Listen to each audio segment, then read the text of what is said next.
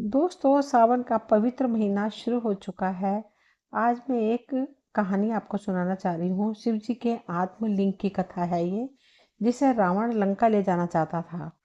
वह त्रेता युग की है, जब रावण की माता कैकसी, मानस पुत्र ब्रह्मा, पुलस्त्य की पत्नी, प्रतिदिन लंका में समुद्र किनारे शिव जी की पूजा करती थी। हर दिन वह मिट्टी का शिवलिंग बनाती थी, उसमें प्राण प्रतिष्ठा करती थी, फिर उसका पूजा व अभिषेक करती थी। फिर वह लिंग समुद्र के उतार चढ़ाव वाले प्रवाह में बह जाता। एक दिन मात्र भक्त रावण ने अपनी माँ से पूछा कि क्यों इस मिट्टी के शिवलिंग को पूज रही हो, तो उसने बताया कि मरने के बाद उसे कैलाश में स्थान मिलेगा। रावण ने कहा कि मैं स्वयं कैलाश ही आपके लिए ले आता हूँ। शिव जी की तपस्या करके आप कृपया निश्चित रहिए। और रावण चल पड़ा कैलाश की ओर। रावण अपनी माता से कहता है कि वो उसके लिए कैलाश ही उठा के ले आएगा। रावण शिव शंकर भगवान की घोर तपस्या करता है। एक बार रावण फिर तपस्या करता है। नारद मुनि जाते हैं श्री हरि विष्णु भगवान के पास, चिंतित और जिज्ञासा उत्सुक होकर। तो श्री हरि बोलते हैं कि वह अपनी माया से रावण को भ्रमित करेंगे, जिससे रावण जो मांगेगा वह उसे स्मरण नहीं रहे। नारद और बाकी देवता भगवान श्री महाविष्णु के पास जाते हैं मदद के लिए। बहुत तपस्या करने के बाद जब भगवान शिव प्रकट नहीं होते, तो शक्तिशाली रावण अपने मजबूत हाथों से स्वयं कैलाश उठाता है और प्रचंडता पूर्वक हिलाता है। रावण के कैलाश हिलाने से सातों पाताल लोक हिलने लगते हैं। शेषनाग अपना फन हिला देता है। कछुआ डर के मारे कांपने लगता है। अमरपुर इंद्र की राजधानी और स्वयं हैरान हो जाते हैं। पार्वती जी शिव जी से कहती है कि आज कैलाश को क्या हुआ है, इस संकट को रोकने के लिए कुछ कीजिए। शिव जी बोलते हैं, मेरा एक भक्त मेरी तपस्या कर रहा है, यह उसी के कारण हो रहा है। पार्वती जी कहती हैं, कृपा करके सारे देवताओं की रक्षा कीजिए जो बहुत डर गए हैं। शिव जी अपने पैर के अंगूठे से कैलाश को दबाते हैं, तो रावण के हाथ फंस जाते हैं। रावण शिव जी को प्रसन्न करने के लिए शिव तांडव स्तोत्र गाता है। यहाँ पर रावण का अहंकार, अपनी ताकत का शिव जी विनाश करते हैं, इसलिए लिंगा अष्टकम में लिखा गया है। दूसरे पैराग्राफ में, रावण दर्प विनाशक लिंगम तत् प्रणमामि सदाशिव लिंगम। शक्तिशाली मार्त भक्त रावण अपने सैकड़ों हाथों से कैलाश उठाता है। भोलेनाथ बहुत प्रसन्न होते हैं और पार्वती के साथ प्रकट होते हैं। रावण के सामने अब चलती है श्री हरि की माया। रावण कैलाश को भूलकर जगदम्बा पार्वती पर मोहित हो जाता है और भगवान शिव से पार्वती को मांग लेता है। हमारे भोलेनाथ अपने भक्त को इतना चाहते हैं कि वे पार्वती रावण को दे देते हैं, लेकिन कहते हैं कि आप आगे आगे चले और पार्वती जी पीछे पीछे आएंगी। जब तक लंका नहीं पहुंचते तब तक पीछे मुड़कर देखना मत, अगर देखा तो पार्वती वहीं स्थापित हो जाएंगी। रावण पार्वती माँ को ही मांग लेता है और हमारे भोलेनाथ दे देते हैं। पार्वती अपने भाई श्री हरि को याद करती है। इस संकट का निवारण करने के लिए श्री हरि भगवान इसके लिए नारद को भेज देते हैं रावण की ओर। जब रावण गोकर्ण पहुंचता है तो नारद अपनी वाक्पटुता के कारण रावण को भ्रमित करके पूछता है कि किस बदसूरत और भयंकर स्त्री को ले जा रहा है।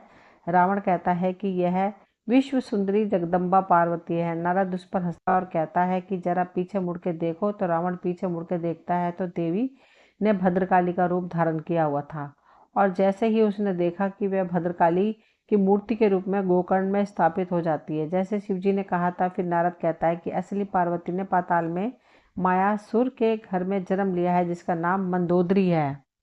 रावण देवी को त्याग देता है तो वो भद्रकाली का रूप में गोकर्ण में बस जाती है। रावण चल देता है पाताल की ओर, मायासुर से युद्ध करता है, उसे हराता है और उसकी बेटी मंदोदरी से शादी करता है। रावण शादी करता है मंदोदरी से। शादी करने के बाद वह लंका में लेकर आता है। रावण की माता यह सब देखकर उसे पूछती है, शादी करी वह ठीक है, लेकिन जिस काम के लिए गए थे वह तो किया ही नहीं। कैलाश यहाँ लाना था और कहा कि देवताओं ने उसे भ्रमित किया है, अब की बार लक्ष्य को हासिल करके ही आना। रावण फिर से घोर तपस्या शुरू करता है, इस बार और भी कठिन और मुश्किल। शिवजी को पता था कि यह क्या मांगने वाला है, इसलिए वे प्रकट नहीं होते हैं। लेकिन इस मार्त भक्त रावण की जिद के आगे जब भोलेनाथ प्रकट नहीं होते, तब वह एक एक करके अपने सर काटने लगता है और भोलेनाथ को अर्पण करता है। भोलेनाथ से अब रहा नहीं जाता और वे प्रकट होते हैं और रावण को वर मांगने को कहते हैं। रावण कहता है कि उसे अपनी माता के लिए कैलाश पर्वत चाहिए ताकि उसे मरने के बाद कैलाश नसीब हो। तो शिव जी ने कहा उसके लिए कैलाश ले जाने की कोई आवश्यकता नहीं है। उनके आत्मा से एक शिवलिंग जिसे आत्मलिंग कहते हैं उसे निकालते हैं और कहते हैं कि वह उनकी आत्मा से निकला है और स्वयं साक्षात शिव के समान है और इसे इस बार नीचे रखना मत। लंका पहुंचने से पहले रावण खुश होकर आत्मलिंग के ले जाता है। फिर से देवता परेशान हो जाते हैं कि अगर रावण आत्मलिंग लेके जाता है तो लंका में तो वह दिग्विजय हो जाएगा, उसे कोई हरा नहीं सकता। नारद मुनि इसका निवारण करने के लिए श्री गणेश जी के पास जाते हैं। गणेश जी मदद के लिए तैयार हो जाते हैं। रावण फिर से जब गोकर्ण पहुंचता है तब गणेश जी एक बालक के रूप में गाय चरने का बहाना करके अपनी लीला करते हैं। उसी वक्त नारायण श्री हरि भगवान अपने सुदर्शन चक्र से सूर्य भगवान को ढकते हैं। रावण को लगता है कि सूर्यास्त हो गया है और पूजा संध्या का वक्त हो गया है। वह बालक रूपी गणेश को कहता है कि वह पूजा करने समुद्र में जा रहा है, तब तक थोड़ी देर के लिए वह यह आत्मलिंग पकड़ के रखे। गणेश जी आत्मलिंग लेते हैं और कहते हैं कि उनसे ज़्यादा देर उठाया नहीं जाएगा और वह 3 बार रावण को पुकारेंगे। अगर वह नहीं आएंगे तो वह आत्मलिंग नीचे रख देगा। रावण फिर जाता है पूजा करने समुद्र की ओर। अब जैसे ही रावण समुद्र में पूजा करते जाता है, गणेश जी अपनी लीला शुरू करते हैं। 3 बार जल्दी जल्दी रावण को बुलाते हैं और तुरंत आत्मलिंग नीचे धरती पर रखने लगते हैं। रावण दूर से इशारा करते हैं मत रोको, लेकिन तब तक गणेश जी ने अपना काम कर लिया था, आत्मलिंग नीचे रख दिया था। ऊपर से देवताओं के फूलों की बौछार गणेश जी पर चढ़ती है। रावण समझ जाता है कि देवताओं का काम हो गया। रावण आके गणेश जी को पकड़कर जोर से उसके सर पर चोट पहुंचाते हैं। इसलिए गणेश जी की मूर्ति जो गोकर्ण में है उसके सिर में एक गड्ढा है और रावण के बल के कारण उनका सिर नीचे की तरफ और हाथ छोटे हो गए हैं।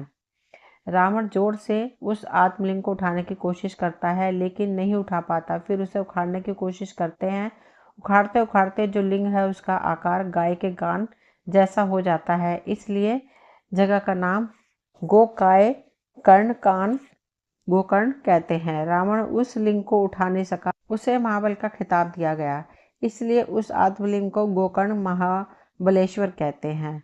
रावण ने गुस्से में उस आत्मलिंग की सारी सामग्री जो आत्मलिंग को ढके हुए थी उसे फेंक दिया। उस लिंग की डिबिया, ढक्कन, धागा और कपड़ा को अलग अलग जगह पर फेंक दिया और फिर वह सभी अलग अलग गिर गए और 4 अलग अलग लिंग में स्थापित हो गए। पहला है गोकर्ण महाबलेश्वर मुख्य लिंग, दूसरा है सजेश्वर जहाँ लिंग की डिबिया गिरी 35 किलोमीटर करवर से, तीसरा है धारेश्वर धागा जो लिंग से बंधा हुआ था 45 किलोमीटर गोकर्ण से दक्षिण की ओर, चौथा है गुणावंतेश्वर जहाँ पर लिंग का ढक्कन गिरा था 60 किलोमीटर गोकर्ण से दक्षिण की ओर, पांचवा है मुरुडेश्वर पूरे लिंग को ढका हुआ कपड़ा जहाँ गिरा 70 किलोमीटर गोकर्ण के दक्षिण की ओर। अंत में भगवान शिव, पार्वती माँ और सारे देवता सहित इन 5 क्षेत्र में आते हैं और इन्हें पच क्षेत्र नाम देते हैं। दोस्तों, ये थी शिव जी के आत्मलिंग की कथा जिसे रावण ले जाना चाहता था। मुझे उम्मीद है आपको ये कहानी ज़रूर पसंद आई होगी।